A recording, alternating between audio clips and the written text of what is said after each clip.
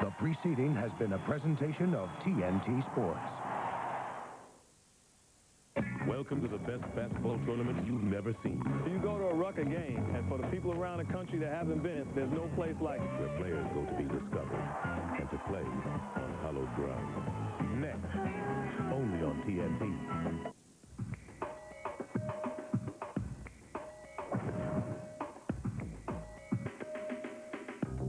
I mean, this is my hood. This is my life. This is tradition. This is respect. And this is what I stand for. When I see him, I get the energy, because he's from here. And that's what nobody really don't understand. We're from here. We're going to see the dribble and dribble in Rucker Park.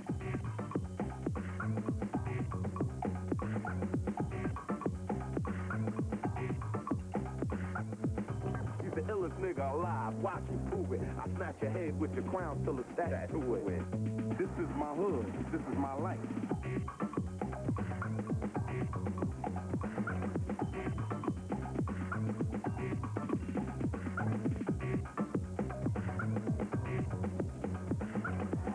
So I bled my blood on that ground out there at a young age. Standing right over here on hollow ground.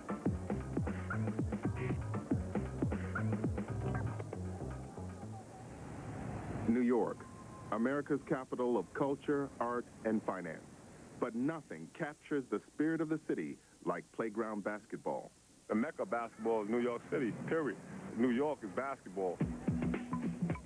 These guys are living their dreams on the playground. That's what New York City basketball is all about. It's poetry. It's poetry. It is something that should be bottled and shipped all around this country. You go to a Rucker game, and for the people around the country that haven't been, or haven't seen it, or don't know anything about it, there's no place like it. Julius Erving, Wilt Chamberlain, Kareem Abdul-Jabbar, Connie Hawkins, Tiny Archibald, Allen Iverson, Vince Carter, countless others as talented as these NBA legends, but whose names you've never heard. They all have in common a single patch of asphalt found up in Harlem called Rucker Park. We're from here, from the day one. When you never thought about coming here, we were here. I was here. He was here. We walked up and down here, and you were somewhere else, and you wasn't thinking about over here. I wish I could have saw Julius Erving playing out there. I wish I could have saw him and Joe Hammond doing it. And I heard about it, but I didn't see it. You know what I'm saying? I did see, on the other hand, I did see Wilt Chamberlain out there. This is my hood. This is my life. This is tradition. This is respect. And this is what I stand for. Rucker Park at 155th Street is the mecca of streetball in America. Hannibal gives the park its voice. The players make it famous. But it's the crowd that brings the magic. Yeah, people on the fences, on top of buildings. And, it was a traffic stopping experience. People used to be all over the gates, up in the trees, standing on their own cars, put the garbage cans upside down, stand on the garbage cans. It was what Harlem had. God forbid you had to go to the bathroom. Because if you had to go to the bathroom, you weren't going to have a seat when you came back. It was addicts that forgot they was addicts. For that hour and a half or 3 hours, they forgot they had habits. You had people left Rucker, didn't know where their car was parked. Was staying outside the Rucker, said, man, I can't believe where I left my car. Because their mind had went on a basketball extravaganza, a basketball trip. For the last 20 years, Rucker Park has been home to the most competitive streetball tournament in America, the Entertainers Basketball Classic. The #1 team at the EBC is sponsored by Bad Boy Records, undefeated for 2 years straight, and gunning for a repeat championship. But I love the team, and they represent me, and and I love everything about Rutgers, and I love Harlem to the fullest. I mean, I love the whole thing about kids getting out there and being able to do their thing, and competitive nature, and everybody from the neighborhood being able to enjoy themselves and root for their friends and family that's out there in the court. I'm going to put it to you like this. For all the sponsors of different Rutgers teams and different teams, it's just a way for them to give back. It's the urban way that they give back. Puffy, he comes to our games. People people love him in New York. That's the only place where they could actually go and see him and be around him in an everyday environment. Just that Bad Boy stamp alone. Right. You understand, he said, you take on a responsibility of upholding the name. Bad Boy is high in the music industry. It means something. Realistically, just like realistically, they set the standard in the music industry about how to dress, how to look, how to talk. Our team set the standard on how to play for the last 4 years in New York City street basketball. And we still set it every day. To appreciate the EBC, meet some of the players who make it all happen. I'm Captain Nappy, and it ain't for nothing. This is real. You know, no heart, no glory.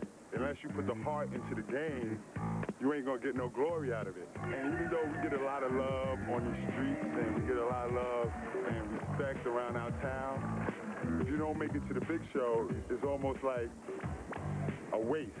They step to me, but they can't be me. For my opponents, it takes a lot of strategy.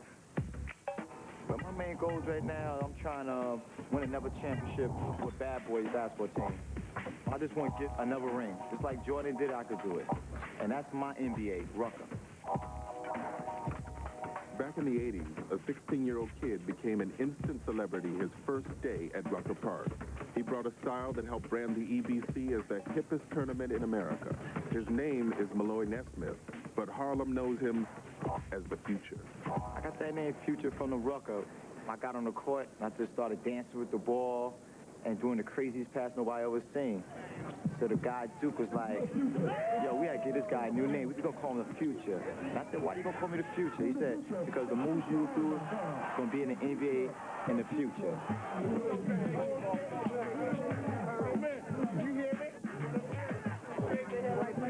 Yeah, Big Daddy, that's how we do. Yeah, it stuck with me because right after the game, you know, little kids would come and say, hey, what's up, Future? And I looked like, Future?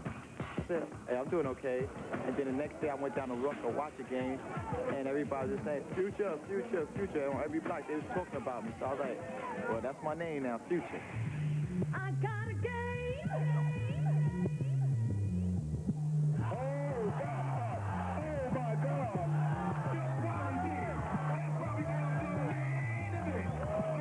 I had 2 nicknames so far.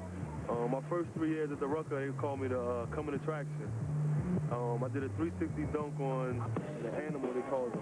And the guy on the mic changed my name. That's when he changed it to the Main Event. So I've been the Main Event ever since. He stays in the air like Vince Carter, Michael Jordan. The only mystery for him is when he'll land in the NBA. He lives to play at Rucker every summer. Everybody know without a doubt that's the main event. And he's tremendous. He has a lot of hands. You can throw the ball from the top of that roof, he'll catch it, he'll dunk it, he'll make it happen. A lot of people see me at the Rucker and probably be like, this kid can't shoot a jump shot. But we have like role players and we have special roles that we play. And my role is to bring entertainment from beginning to the end of the game. You know, the guys that I play with at the Rucker, I've been playing with them for 9 years. I've been playing at this since 10th grade. You know, the guys, it's like a family. It's like my basketball family. Mousy is Bad Boys' coach and the man behind their 2-year winning streak. One summer, he had NBA pros Stephon Marbury, Elton Brand, Ron Artest, and Charles Jones all on the same team.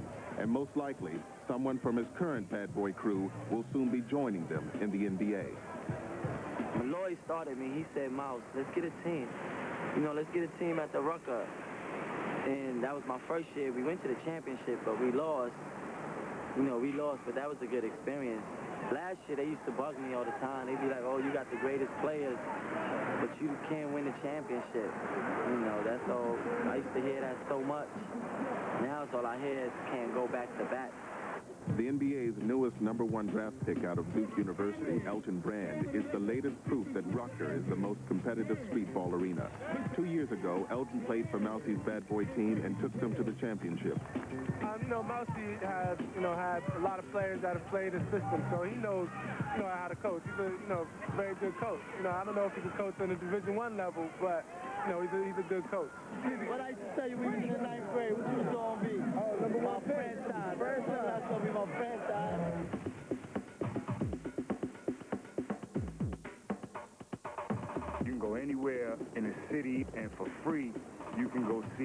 some of the best ballers you never heard of.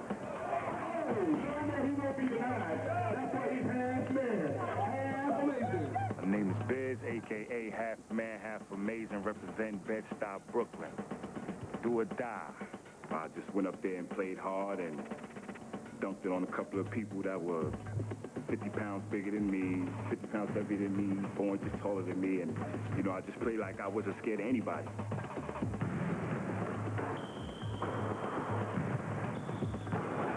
So somebody in the crowd just shouted out, "He's half man, half amazing."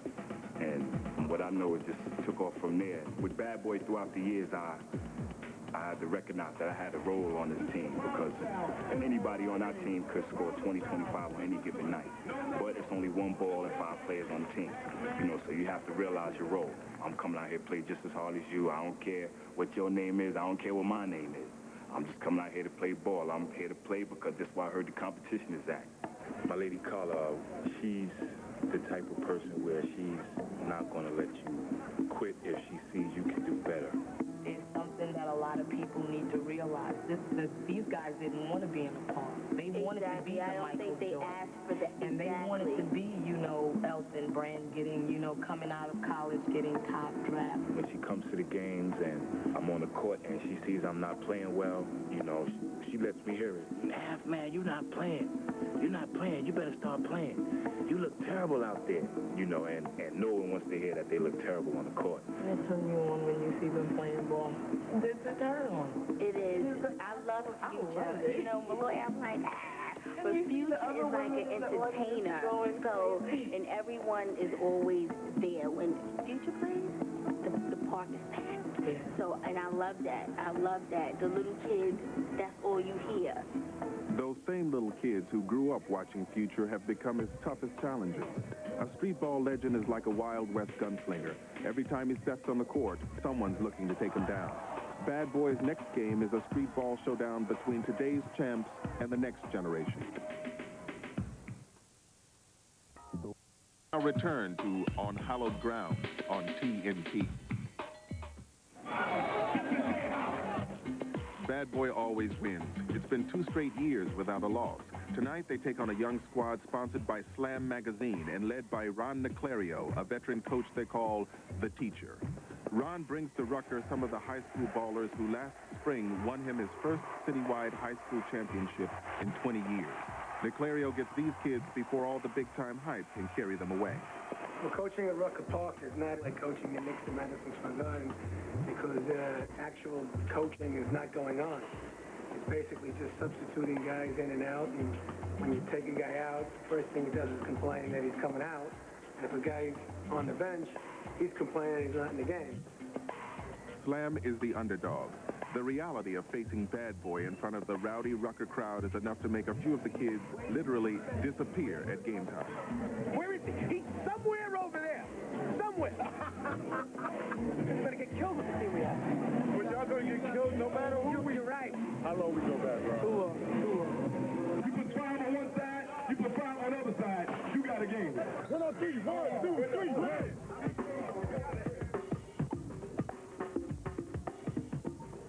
The first play of the game, Bad Boy takes it the length of the court and through the hoop without the ball ever touching the ground. Bad Boy is quicker, bigger, simply better than Slam.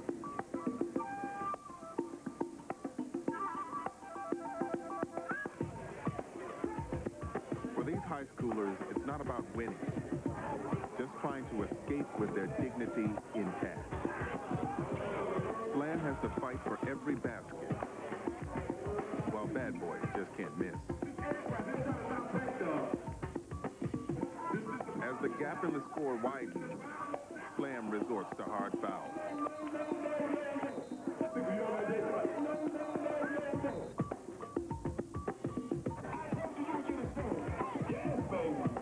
The game is a blowout, but that only heats it up. Now the showboating begins, and you see why they call it the Entertainer Basketball Classic.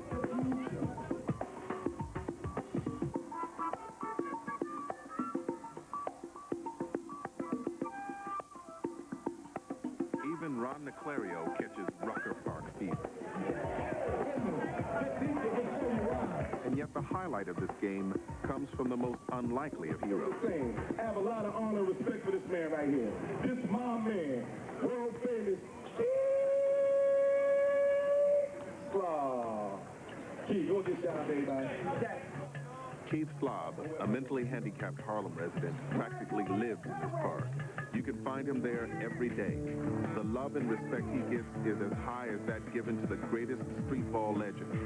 Keith is Bad Boy's #1 fan, and the greatest day of his life is today, the day he gets to play for Bad Boy in his first and only Rucker Park game. We were joking with Keith Slav, telling him we was going to give him a uniform. So he was hyped before the game started. He was like, he was walking around the court. You saw him, he was walking around the court clapping. And we started playing, he finally got in the game. And he was just running around like a chicken with his head cut off for a minute. But then I told him, to focus on one guy. Just follow him up and down the court no matter where he goes. So finally, Mouse was like, give Keith the ball. So I brought the ball up. And gave it to Keith Slav, as everybody cleared it out, went to one side. Keith was dribbling the ball, going 100 miles an hour, taking 15 steps, and his first shot in the game, and it was nothing but net. Man, when he hit that shot, everybody went crazy. Yeah, I think that would definitely be some kind of history in Rucker Park, because since I've been playing there, Keith Slav has been there. I'm quite sure he was there before I was there. When Keith made that basket, he made it for every person who's ever wanted to be a street ball hero. Okay, but that was my assist. It will go down in the history as the assist from half man, half amazing to Keith Slav. Okay. FBC, Bad Boy, 111, baby. He still want to be a bad boy. He keeps saying he keeps screaming out he's the bad boy. He definitely went around his block telling everybody that he scored 2 points at the Rucker game. In tonight's game, there's still room for one more star to shine. Slam's point guard David Seals is here for one reason and one reason only: to make his street rep by pulling stars like Future out of the sky. A little friend of mine, he's like 17-year-old, junior in high school. So, he want to go against me, so he comes up court, put it between his legs, 1, 2, 3 times, and he try to fake a pass over my head, and he got the crowd going crazy. I'm like Puff Daddy, public enemy #1. Everybody want to get me. So now it's my chance to get the ball. The crowd going crazy for him, so now the crowd want me to get the ball. So they threw on the music, so I got the ball. I started dancing with the ball, hand.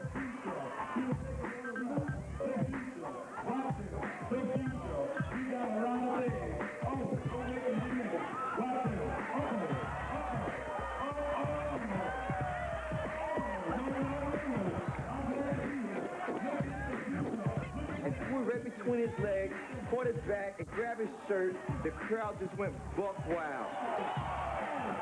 People just couldn't help themselves. They were feeling it, and they were feeling you. They wanted to go up and they wanted to touch. And it was legal.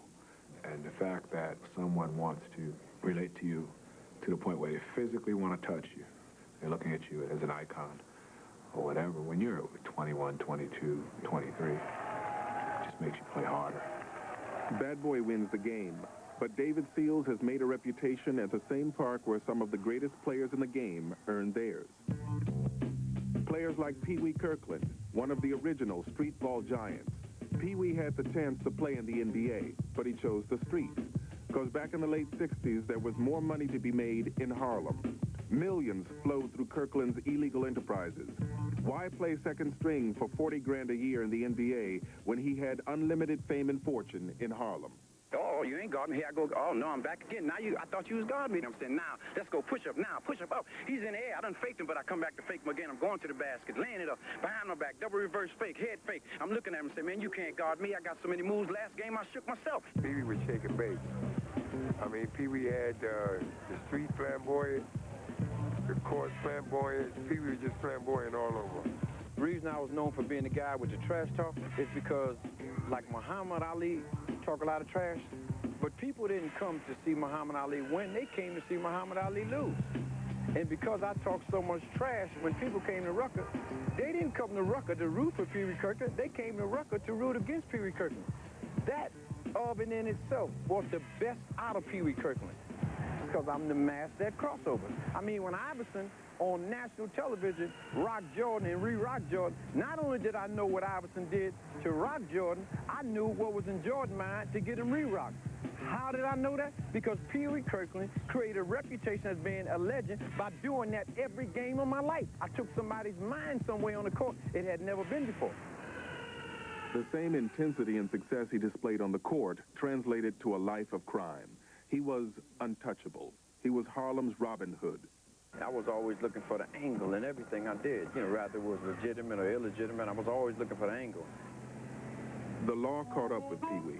He found himself facing a prison sentence for conspiracy to commit drug trafficking. 11 years in prison. 11 years in prison, which was probably one of the best things that ever happened to Pee Wee Kirkland's life. Even in prison, Pee Wee's reputation had an impact.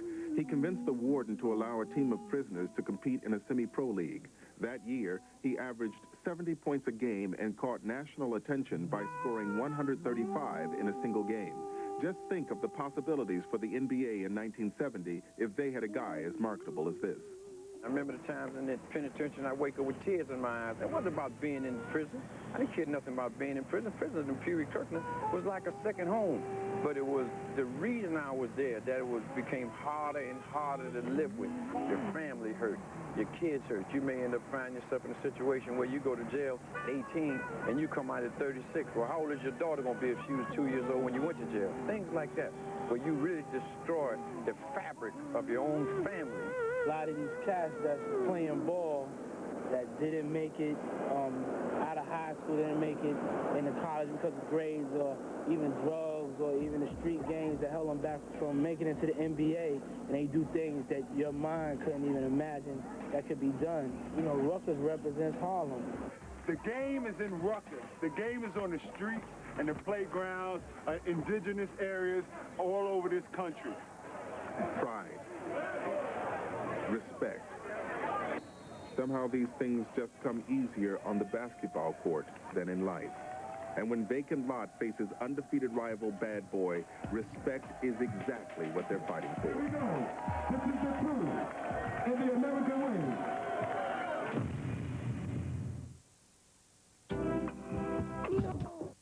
Now return to On Hallowed Ground on TNT. On the street, reputation is everything. And for 50 years, street ball reputations have been created and destroyed at Rucker Park. For hip-hop tycoon Sean Puffy Combs of Bad Boy Records, his team's 2-year winning streak earns him street credibility in his hometown Harlem. Their opponent, local upstart record company Vacant Lot, knows it's playing not only for respect on the court, but also in the billion-dollar hip-hop music arena. Wait, on Bad Boy tonight, Vacant Lot, 129 Linux. We the team that they want to dethrone. We like the Dallas Cowboys. We like the Chicago Bulls, you know. We the dynasty team. And you got these up-and-coming cats, Vacant Lot, and they want to get a name and a little rep for themselves. I mean, the back and forth talking is just, that's part of Rutgers. It's just part of the fun. It's a part of the energy. You don't want to talk loud, we want to talk louder. You don't want to dunk, we going to dunk harder. You want to dance, we can dance better. If you want to make some records, we can make some better records. That's just the way we feel. Vacant Lot is the only other undefeated team in the tournament. Their most dangerous weapon is 18-year-old shooting guard Adrian Walton, a.k.a. Whole Lotta Game. Here we go. Here we go. This is the crew. This is the crew in the American way. This is Vacant Lot. This is Bad Boy. And we're going to have war. From the start, Whole Lotta Game is on fire, locked into a groove. Like a jazz musician, swaying, swinging, having his way with Bad Boy.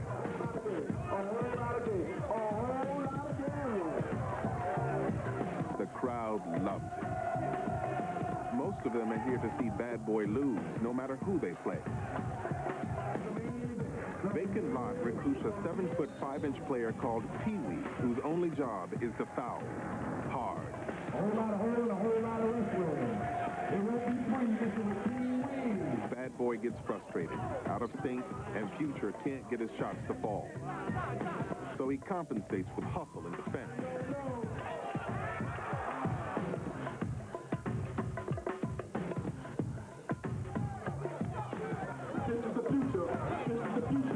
Bad Boy struggles just to keep up. Mousy, Bad Boy's coach, takes out his frustrations on the referee. These coaches are mimicking Bobby Knight, it seems.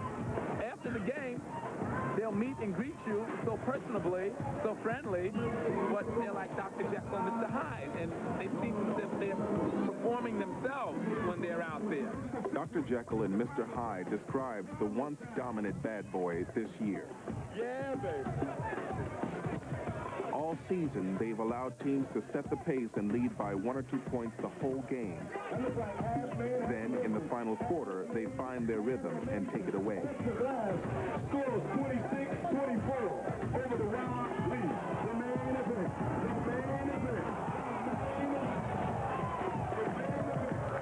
Two undefeated teams play one of the best games of the season. So it's a shame when a crosstown rivalry off the court ends this game.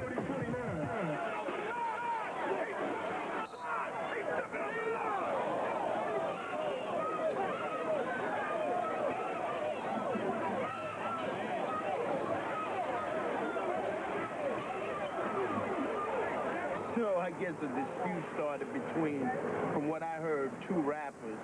And it really didn't have nothing to do with the Rucker. It was just the fact that they bumped heads on this ground. It was going to happen whether they bumped heads here, whether it was in the street, or whether it was at a club or anything like that. Get your beat the Ruckus, baby. What started it? You know I wouldn't let it come out. What started it? Yeah, I was outside the car.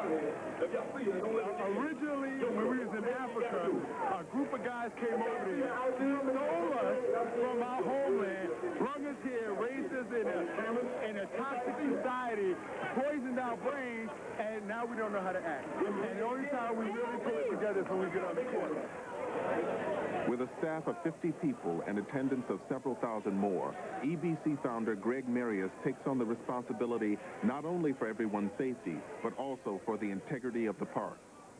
Well, I've been putting this tournament together for 19 years, and what's good about this whole situation is when we started the searching, it helped eliminate a lot of problems as far as what if that happened again, and what if we didn't search. The whole attitude and everybody's conscience would have been like, yo, I got to get out this park. I see a scuffle on the other end. Anything could be happening. Guns could be drawn right now. So the first thing when they see that is they just start running. Now that we've been searching for years now, that doesn't happen. The worst case scenario is it's a fist fight. And that can happen anywhere. I mean, the beauty of it is that it's raw. You know, raw and uncut. And that's why people come here, because this whole tournament is just raw and uncut. If you go to soccer games all over Europe, I mean, bullfighting games, rodeos, rock and roll concerts, Yankees games. I mean, you can't control the crowd. When all this stuff was going on, I didn't feel endangered at all. This was home. And if anything happened, I didn't feel frightened of it happening here at home. The Bad Boy Vacant Lot game is called a draw, each team holding on to their undefeated records. The real question is what effect the outbreak might have on the tournament itself. It doesn't take much for panic to sweep through the park as it did that day. Keeping kids off the street is why Holcomb Rucker started his tournament at this very park. But 50 years later, the streets are still called home. And throughout the city, trouble rarely stays outside the chain-link fence. Our jurisdiction starts as soon as we throw the ball up. Once we throw the ball up, it's in our hands. My brother, take that jewelry off. All the jewelry, get that jewelry off, too. That mural that's up on the paddleball court was my son, who got killed here in the park over some fight on the court, on the basketball court. And it was on a Sunday about, I guess about 5, 6 o'clock in the afternoon. I was doing a game uptown, and when I came here, they already had the sheet off, you know, covering them or whatever. It was difficult initially, I still live in the neighborhood, so it was definitely initially very, very hard. The mother does not come into the park. And right now, the mural is about to be redone. As you can see it, it's like fading away.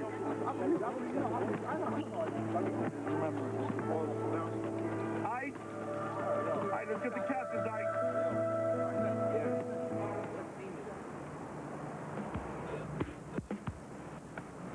The ghetto is a state of mind that society has stuck us with. So they say if you live in projects, this is how you're supposed to live. Ain't nothing ghetto about these projects. So we have to get into ourselves. We have to understand ourselves that we are valuable. We are very important. Well, it's not the condition that you live in. We create these conditions. We create the situation. While the street ball court has its share of violence and pain, it can also be the heart of a community's pride. In 1997, Bad Boy power forward Main Event began Ball for Life, a nonprofit program to rehabilitate parks in urban neighborhoods. He hooked up with sneaker company And One to hold a celebrity game for the And One mixed tape and to raise awareness for his urban renewal program. His first target is in his own backyard, Martin Luther King Park in Linden, New Jersey. It's a park with a special significance in Main Event's life. First time I ever dunked a basketball, I was coming from football practice. I was in 8th grade, and I had my cleats on. I was like, man, I could dunk. And this basket right here was my first basket I dunked on. Two-hand dunk. The main event.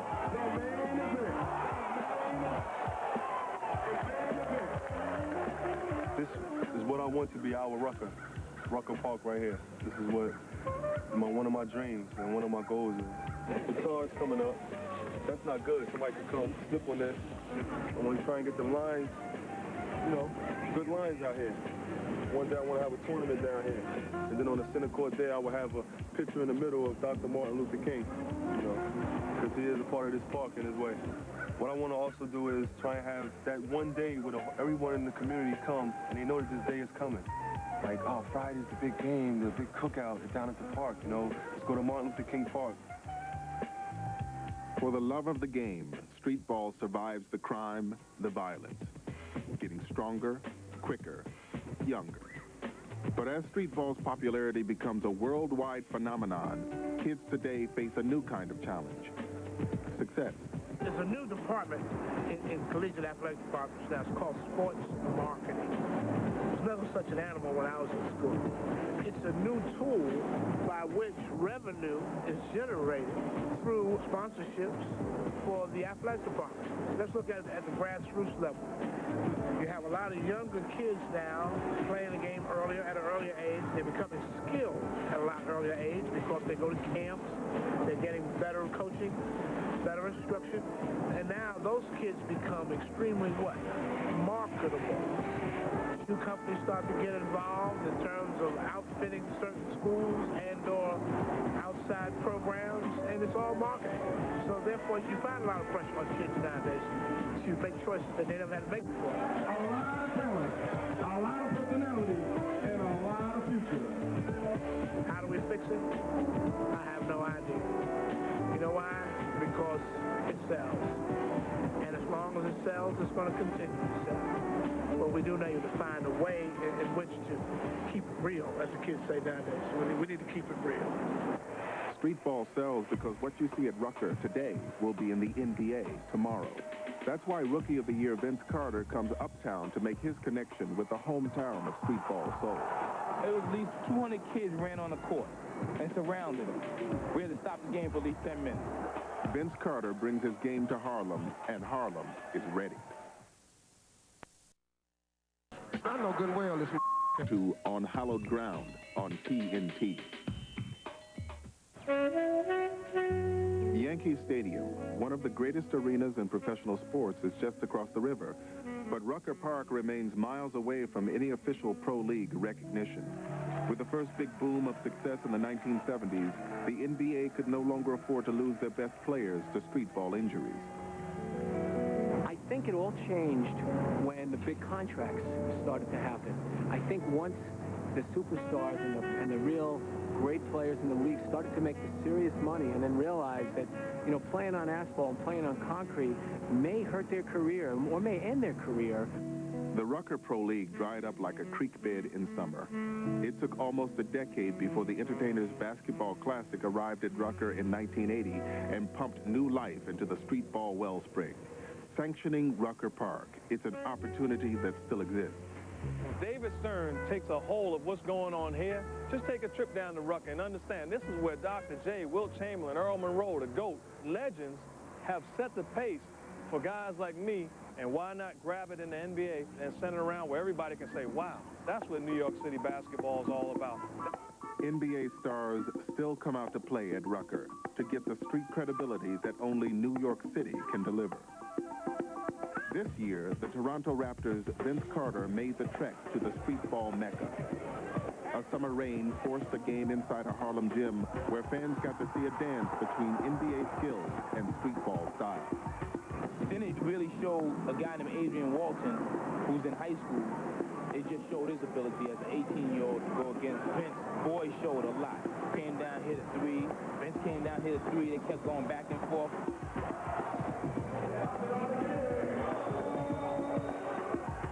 He's a playground legend right now because of what he did on the court that day. And now every time he comes in his park, everyone's looking at him like, oh, he's going to be the next one. Then Vince had to come back, show him, yo, I'm going to show you what I did and why I'm the Rookie of the Year, and did a alley-oop off his shoulder, off his waist. Man, crazy. It was at least 200 kids ran on the court and surrounded him. We had to stop the game for at least 10 minutes. And he did it like 3 or 4 other times.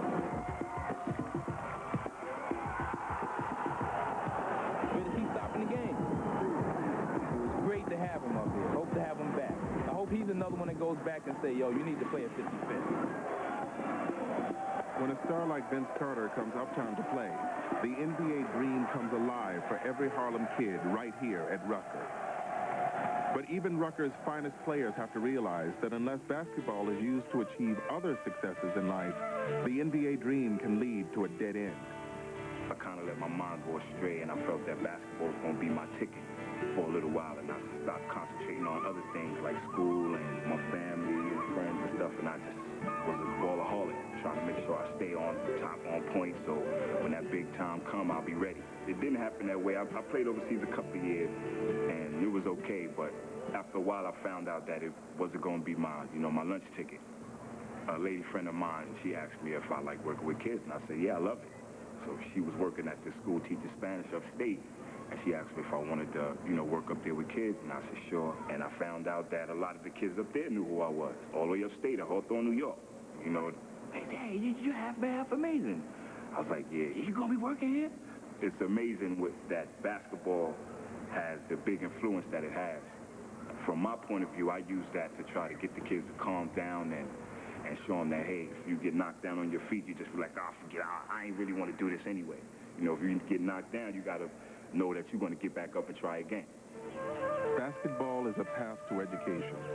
Education is a door out of the ghetto. Such a simple idea. Why is it so hard for kids to get through the door? Malloy was a very, very talented player.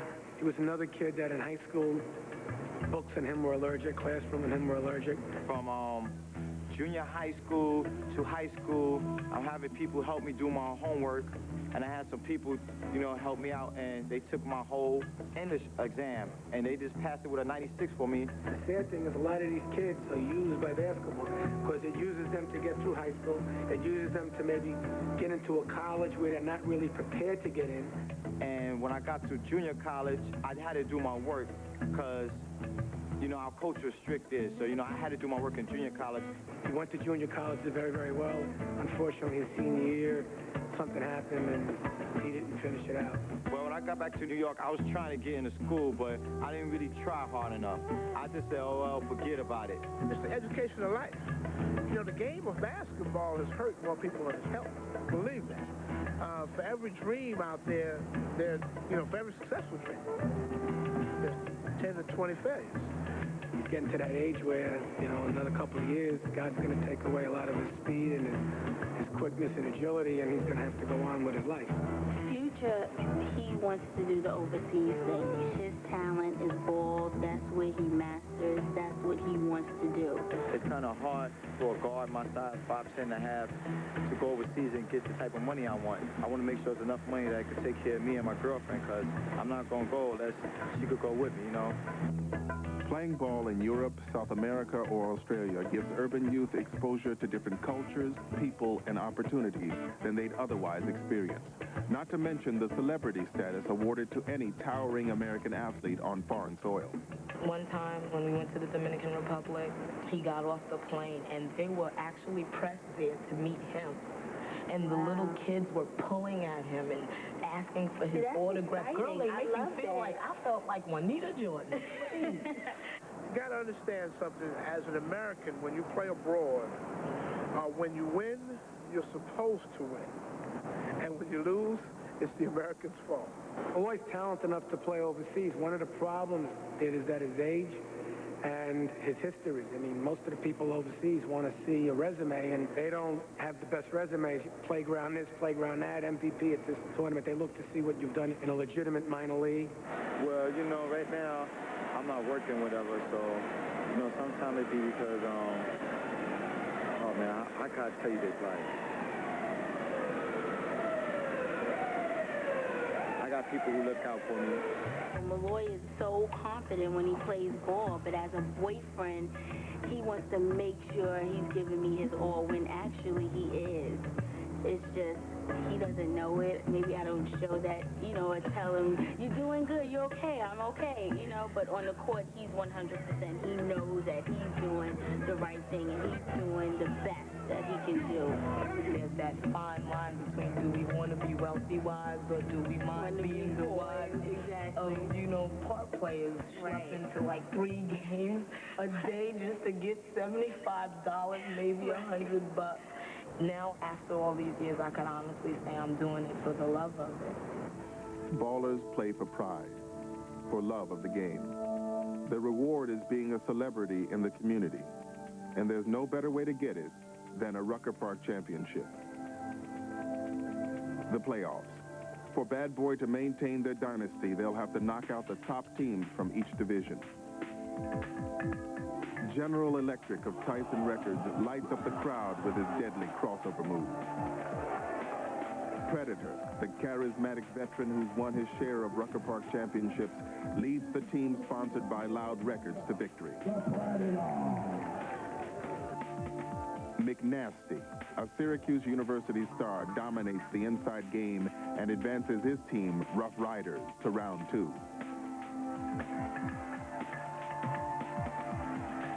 Relativity, a.k.a. the Posse, crushes Black Hand, who seems lost without Vince Carter there to save them from elimination.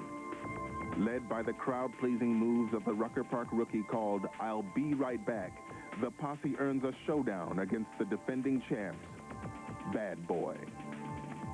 The competition this year is on a higher level than anything Bad Boys faced in previous seasons.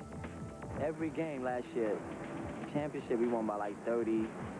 One team, I think we beat by like, we was up like 50 at halftime. I don't know when they're going to get the intensity. I hope it's Monday. It's going to be do or die. The big game brings out the original play-by-play man at the EBC, the one who's given out nicknames since the early 80s, Duke Tango. Ladies and gentlemen, boys and girls, children of all ages, today's the famous basketball classic. Proudly present from its series, from best of love, the best that ever will be heard. If you hear me, to the 1999 N.A. Tournament Basketball Classic playoff. The intimidation factor Bad Boy used to have over other teams is noticeably absent. In the early going, Relativity just seems to want it more.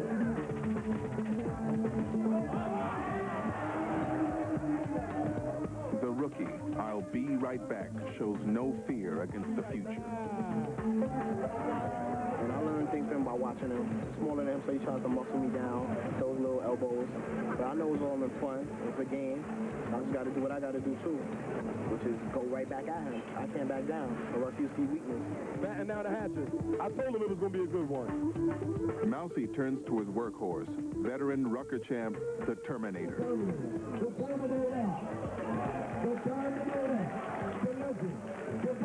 Me personally, I know that it's harder to win it the second time around. I mean, I won it 8 times, and that's like the biggest trophy that you can get in New York City. And I've been fortunate to win it 8 times, going for 9 this year.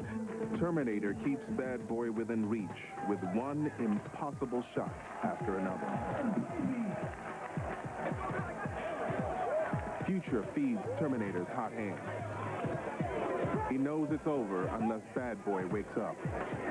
This is the future in Harlem. It's clear this game goes to whoever shows the most heart, the most hustle. A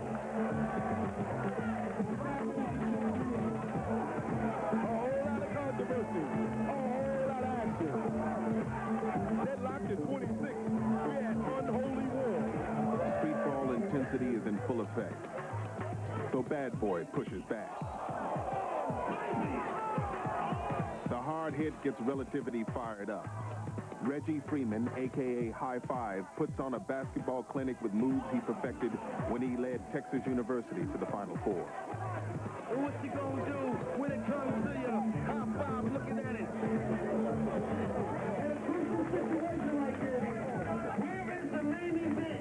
Main Event watches from the sidelines, held back by an injury he picked up in another streetball tournament. And Relativity continues to roll as they head into the last quarter. Relativity, you're looking at a victory, but I'm not counting out the Bad Boys yet. For great service and low prices, it's your store. We now return to On Hallowed Ground on TNT. Bad Boy is against the ropes. Their 2-year undefeated stretch is 10 minutes from over unless they take the last quarter of the game from yet another record company rival, Relativity. Sensing that Bad Boy's championship hopes are in danger, Captain Nappy shows why he is the all-time leading shot blocker in EBC history. But Relativity matches him block for block. Mousy calls timeout. Nobody helps. They call him Mr. Nappy. His real name is Shane Drisden. Shane was a very, very talented player that we thought could have really done something NBA-wise, definitely overseas. He never worked on his game. We had a running unofficial wager because I had a young man at the same time that was maybe 2 inches taller than him, but Shane had a longer actual arm reach than this kid. We worked hard with both, but this young man is finishing his 10th year in the NBA with the Miami Heat, and Shane Drisden is still playing at the Rucker. As far as basketball, in terms of the Ruckers, the NBA ain't got nothing on us except for money. And that comes and goes, but the glory of the Ruckers lasts forever. Forever. The streets don't go away. This is home.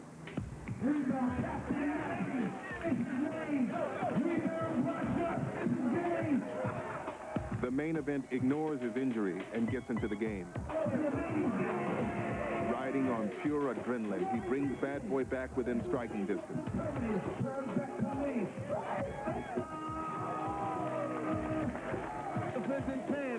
They're not going out like that. At last, in the fourth quarter, Bad Boy takes the lead. Yeah, baby. But constant penalties take the flow of the game out of Bad Boy's hands. Bad Boy feels as if the referees have it out for them. And the crowd can smell blood in the water.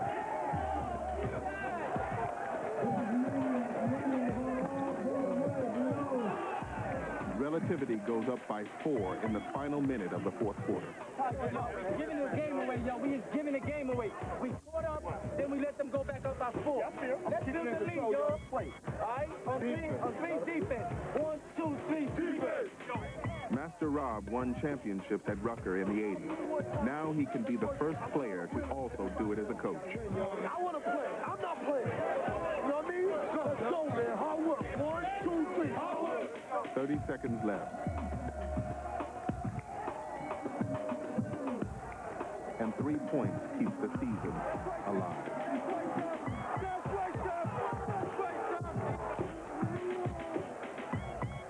Bad Boy fouls quickly to send Relativity to the line. With 9 seconds left, Bad Boy still has hope.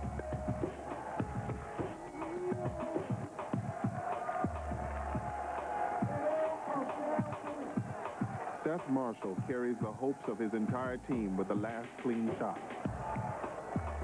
But like too many things for these ball players, the shot falls short and time runs out. After 3 years of dominance, the team Harlem loves to hate is gone. The Bad Boy season is over.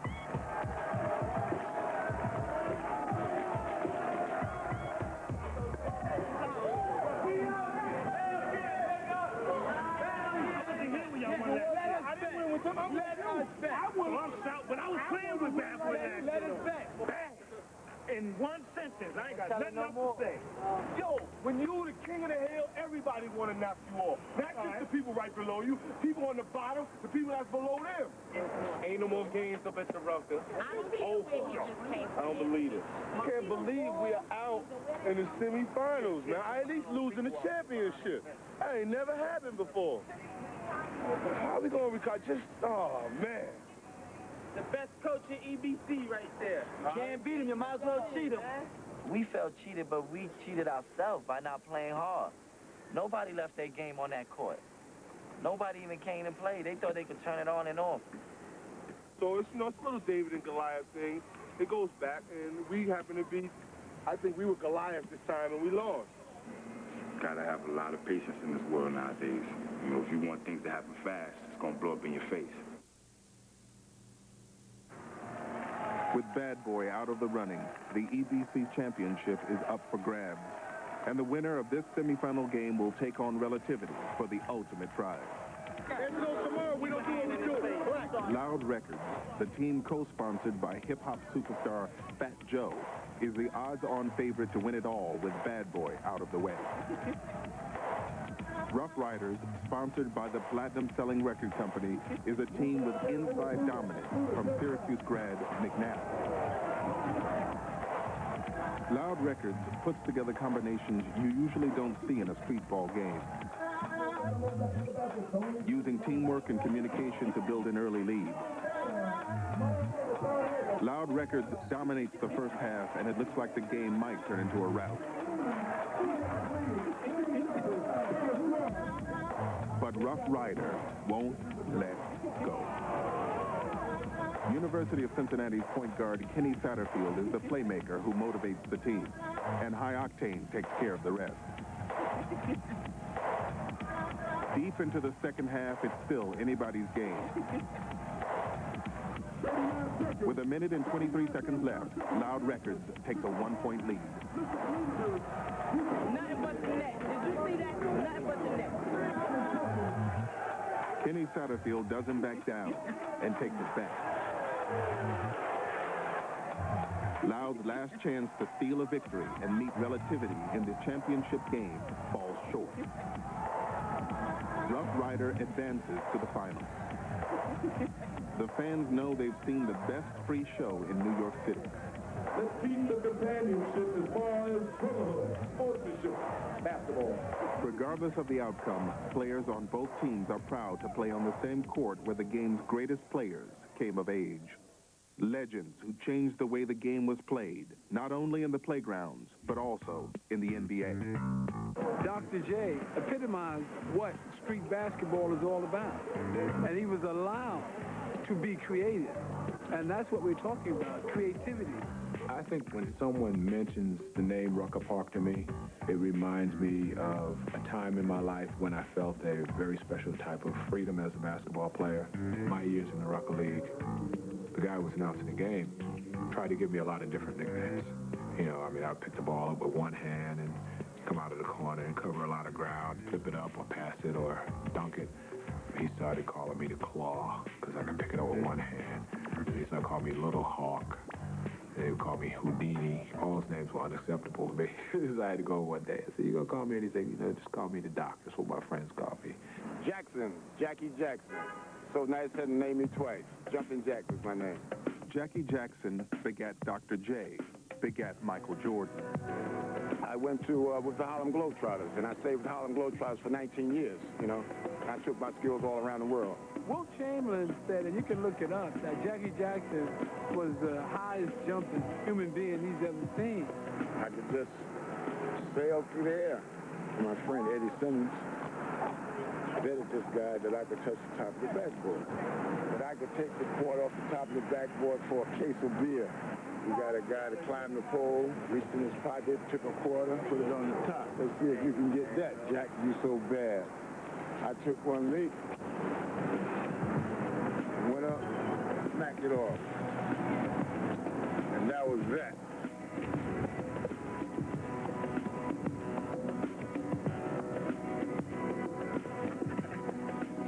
One of the greatest ballers you never heard of was Joe Hammond, the Destroyer. Joe turned down a contract with the '71 Lakers.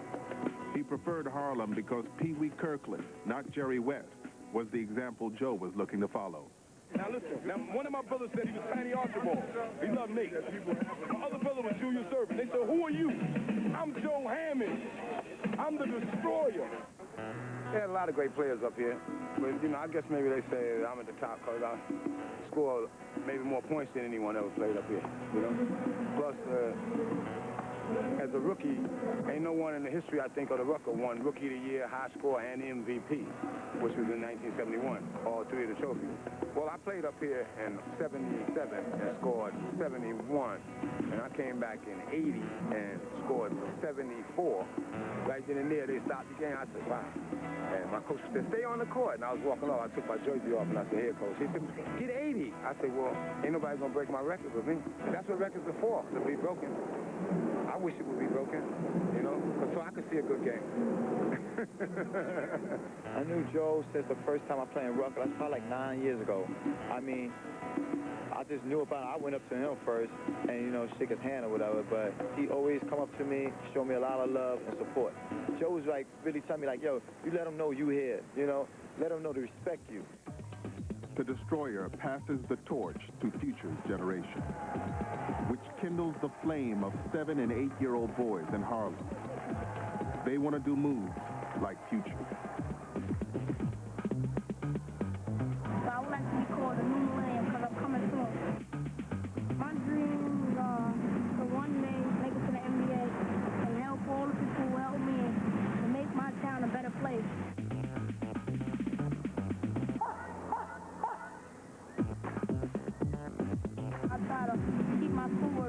My basketball game. People will look at my mind just as much as they look at my basketball field. From the old generation to the new, the legacy continues. Basketball is a spirit, sometimes not a game. We've reached the dawn of the Entertainers Basketball Classic Championship game. It's the dream. We now return to On Hallowed Ground on TNT. The 1999 Entertainers Basketball Classic Championship. It's no more Joe. It's no more redesign next week. It all comes down to this. You will find out today. We'll have no excuses. Nearly 3,000 spectators jam into Rucker Park, which has a seating capacity of just under 1,000. This is the last game of the summer. Once again, it's all free. We ain't spending a dollar to come out here. It's better than the Garden, kid. It's the real Mecca. Everybody should come. It's better than the Garden.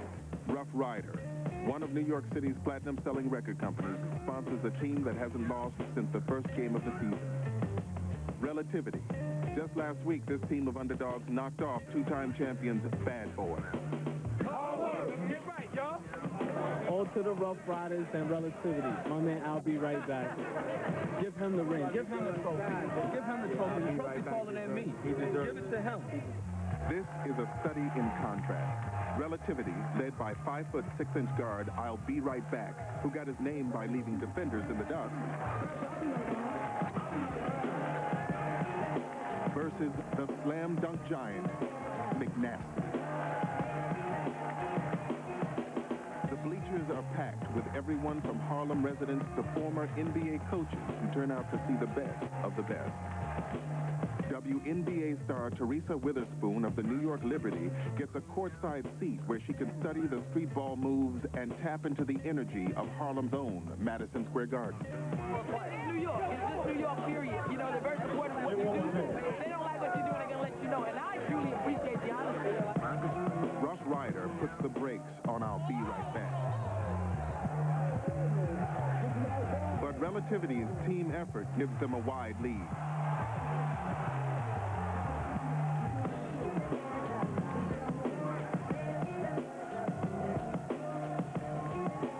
McNasty dominates the inside game.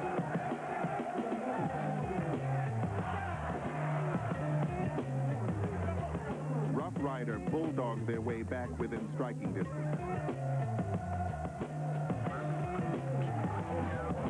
Relativity coach Master Rob issues a warning to his team.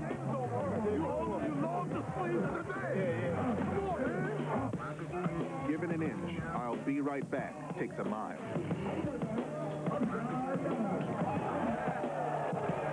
Rough Rider can't keep up with the transition game and leaves the door open for Relativity. It's showtime in Harlem.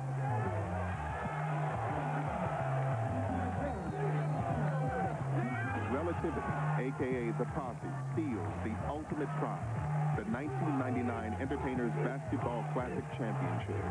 Master Rob is the first person to ever win the championship, both as a coach and as a player. 18-year-old I'll Be Right Back takes home the trophy after only his first year competing at Rucker Park. The EBC is ground zero for the hip-hop generation. But when Holcomb Rucker started his tournament in 1946, he had a much more humble goal, to provide a safety zone in the middle of the ghetto where family, education, and self-respect would blossom. And I think the greatest legend that came out of Rucker was Holcomb Rucker himself. Because how could you not think he was the greatest legend when he was like a diamond, a jewel with facets, and each facet led in a different direction in life. I mean, Rucker wasn't just about basketball. The principle of the man was to take kids off the street, to create some sort of community involvement that where kids would not want to get involved with drugs, with crime. Everything that I owe really goes to Rucker because he saw those things as a kid when we were running around here doing nothing. Say, look, get your education. And I was able to do that. Got a master's degrees from Fordham University, became a director of the Department of Social Service, and it's something that is embedded. And like, we refuse to let the name die. When I would return from overseas, I usually have a 30-day leave. And I'd come on home and I'd spend my time, and I couldn't wait to get back to the Army. And every time I'd come by, I'd be in a park supervising the kids.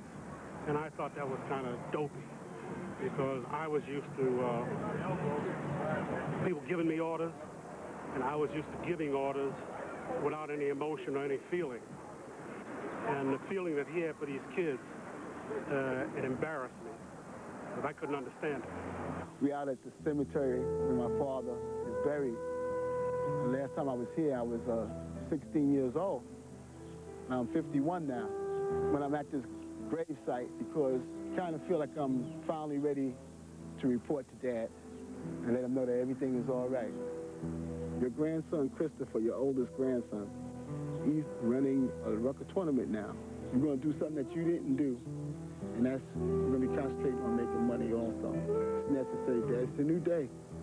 Standing on the foundation of his grandfather's vision and the EBC's success, Chris Rucker is bringing the family name back to the park. From his offices in the Empire State Building, Chris prepares for an international launch of a clothing line and a basketball tournament simply called The Rucker. Holcomb Rucker left a legacy. It's my family's legacy. I never really thought that I was going to be a part of that legacy. I feel like I'm going to take it into the next century. If Holcomb Rucker were alive today, I would say thank you. I would tell him also that he made it. I would tell him also that he made it. Holcomb Rucker helped street ballers like Pee Wee Kirkland to learn that life does exist after basketball. Today, Kirkland strives to keep Rucker's vision alive of helping kids deal with the challenges and hardships of growing up in urban America.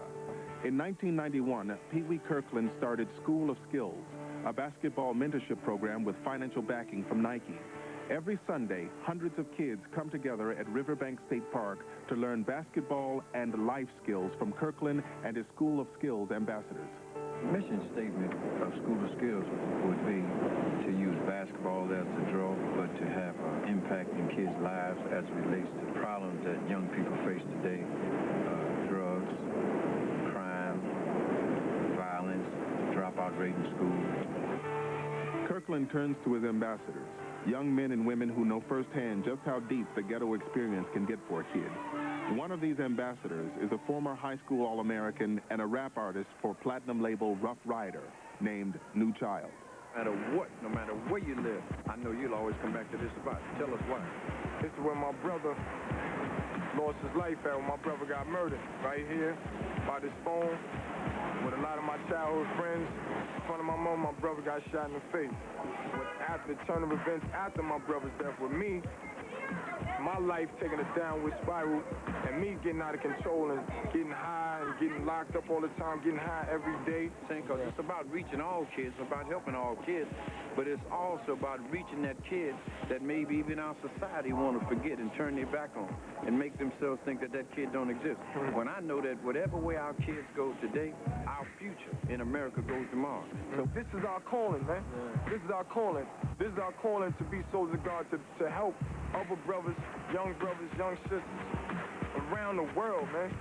See our struggle, see our pain, let them know that we survived in spite of. You know, all the darkness we've seen, it's light. A lot of light came in our life and we accepted it, we embraced it. And now look how far we've come. And look how far we're gonna go. My brother got shot in the face for me to see. New Child usually start us off, so come on, New Child. Y'all gonna have to give me some energy to amp me up. Now where my dogs at? Where my dogs at? We teach young kids how to become role models to other kids. And the reason we have to deal with young kids, 7, 8 years old, because you have kids 8 years old today who can tell you every assault weapon that exists in the world. Holcomb Rucker couldn't have imagined the dangerous world Pee Wee Kirkland would inherit from him. But Rucker armed Pee Wee with the ultimate weapon, self-respect. Every kid in School of Skills today whose average in school is up since the first day he came to School of Skills, stand up. And say it again, your average was what? It was 30, and it's 85 now, and you're not standing up? What's your average in school? Say it again. 95. You see what I'm saying? 95 average for 2 years he kept it a secret. And the reason he kept it a secret is because too many young people feel like if I got a 95 average, it means I'm soft. It means I'm selling out. It means I'm not in effect. It means I'm not a thug. Too many young people are beginning to believe in that, and we can't have that. We gotta have a situation where when your average is high, when you're doing the right thing in school, people are supposed to applaud you. Pee Wee's like the person to heal. He's the nature. He's Mother Nature, but in the father figure. And when everybody average was 65, you remember me saying, wait a minute, we being tricked and fooled. I teach at a private school in the city. I'm the coach down there. And guess what? 65 is failing. Remember me telling you that? Somebody's tricking us. Anytime you could take kids and turn their lives around from where they didn't have nothing and no one to turn to, they have gave up basically on life and turned to the street, and you could take all of that anger and that frustration and that hate and turn it into love, you're a great man. You're a powerful person, you know, and that's what he is. They were to tell me today that I could walk, I could get out this chair and walk, but I could no longer be an ambassador of the School of Skills, and I cannot be an impact on helping kids and turning kids' lives around, then I'd rather stay in this chair. When Pee Wee Kirkland got out of prison, it was a street ball wizard named Sundance who was the bridge back into the community. Sundance had the credibility as a dominant player on New York City's playground courts and as a community leader throughout Harlem. And I believe it was a spiritual awakening, a spiritual change in his life. I'm going to share something with you that he told me that I really never told anybody else, but at one point, after one of our sessions with the kids, he told me, he said, you know, Dan, this is the happiest I've been in my life. Without all the cars, all the jewelry, all the furs, he said, this is what it's about. He said, and I would never exchange what I have today for what I had then. Life after basketball. For a true street baller, can there be such a thing? The way I see my life after basketball is I don't. No, I can never walk away. I don't think anybody could. That's what it's about. Not walking away. The game is bigger than the league. It's bigger than me. Ain't many of us out here bigger than me. For the players on the hallowed ground at Rucker Park, there is no life after basketball because life is basketball. The question is that a problem or a solution?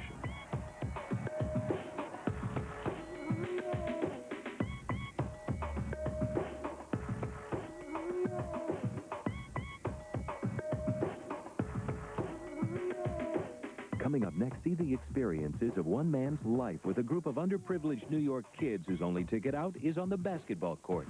Take a shot at Heaven is a Playground.